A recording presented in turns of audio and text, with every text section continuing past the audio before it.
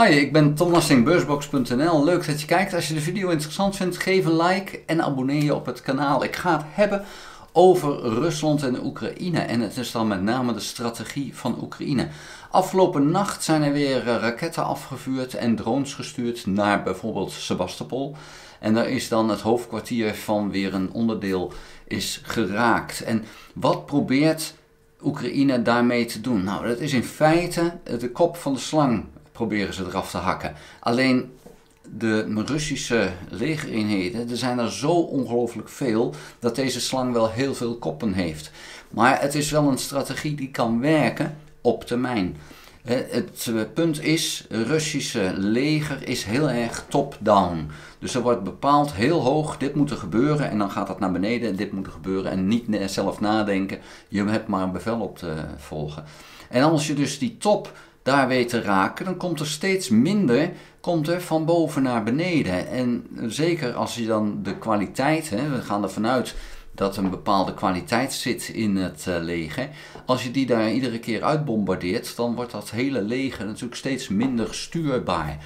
Oekraïne heeft ingezet op de lange termijn en probeert dus inderdaad die top van legerleiding van Rusland daar wat aan te doen. Dat is zeer succesvol, alleen het duurt echt heel lang voordat je dat begint te merken.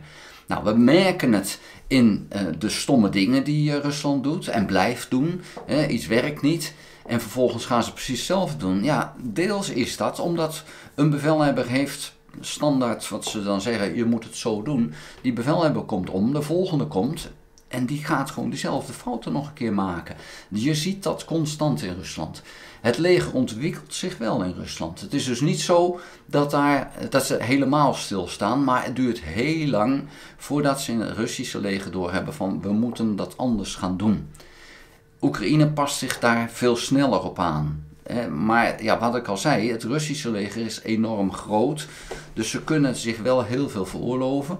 Maar het feit blijft dat de hoeveelheid aan Russische officieren natuurlijk niet onuitputtelijk is. Juist officieren moeten echt een opleiding volgen.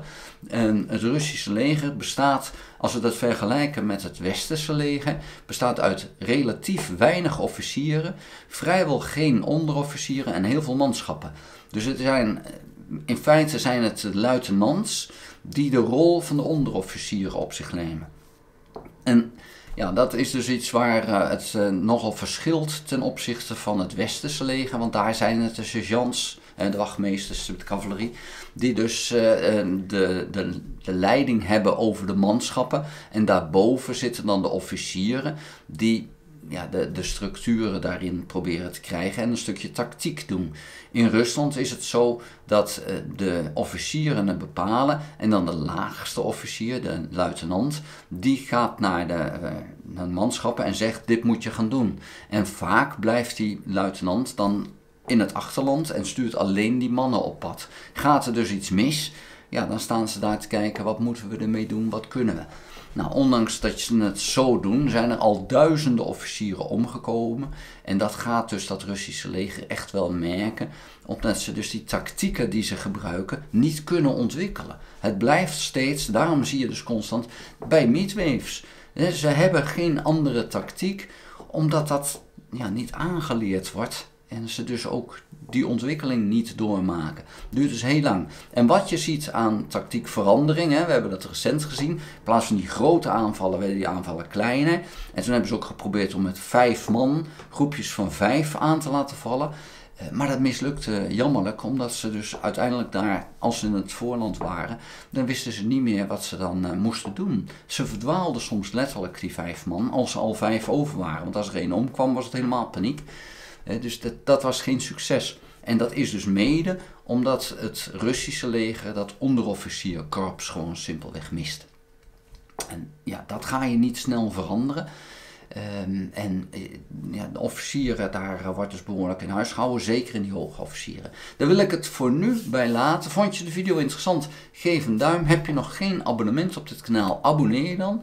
Druk dan ook op het belletje, dan krijg je notificatie als ik een volgende video gemaakt heb. Ga ook naar www.beursbox.nl, schrijf daarin op de gratis nieuwsbrief. Dank voor het kijken, tot de volgende keer. Houdoe!